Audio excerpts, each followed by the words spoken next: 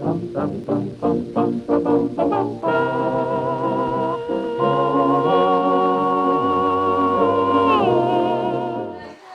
sa inyo, tapos na ang 150th birthday ni Rizal. Dito sa Word of the Lord, hindi pa. At lalong-lalo na sa kanila.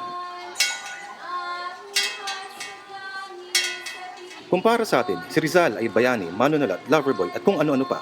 Sa kanila, ibang level si Rizal. Ibang-iba.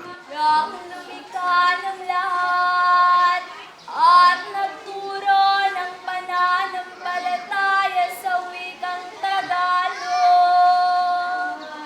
Isang iglesia na binasa sa mga turo ni Gat Jose Rizal. Ito ang banal na iglesia ng Bathalang Buhay, gobyerno espiritual. Dito yan sa Santa Barbara, sa Nueva Ecija. Isa lang ito sa maraming Rizalistang sekta sa buong Pilipinas. Ang Diyos nila ay si Bathala. Ibang klase din ang misa nila. Ibang klase ang ritual. Ibang klase ang altar. Pero sa kanilang pananaw, si Rizal ba ay isang Diyos, propeta, sugo, o ano ba talaga?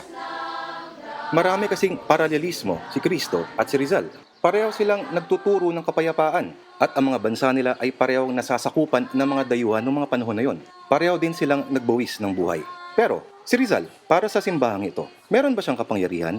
Kaya ba niyang gumawa ng milagro kapag dinasalan?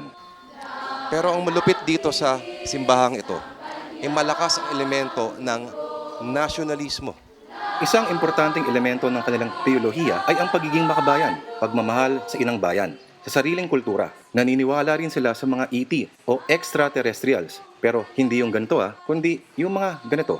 Astig, di ba? Kahit yung mga kakaibang nilalang nila, Pinoy na Pinoy pa rin. Marami rin ang mga pinagbabawal sa kanilang iglesia.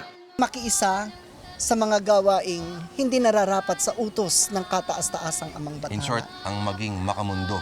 Oo. Mga pagdidisko, yung mga pista, yung mga paglalasing. Ang panonood na sine, bawal din kamo. Yun ay talagang ipinagbabawal. O baliw, pero hindi. Itong si Bishop Max Villaronte ay dating guro at Vice City Administrator ng lungsod ng Maynila nung panahon ni Lito Atienza.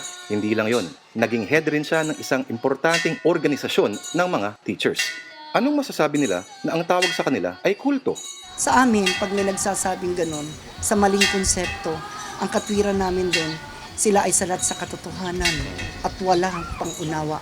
Kulto, tandaan natin, once upon a time, ang mga malalaking relihiyon ay nagsimula sa maliliit na grupo lang.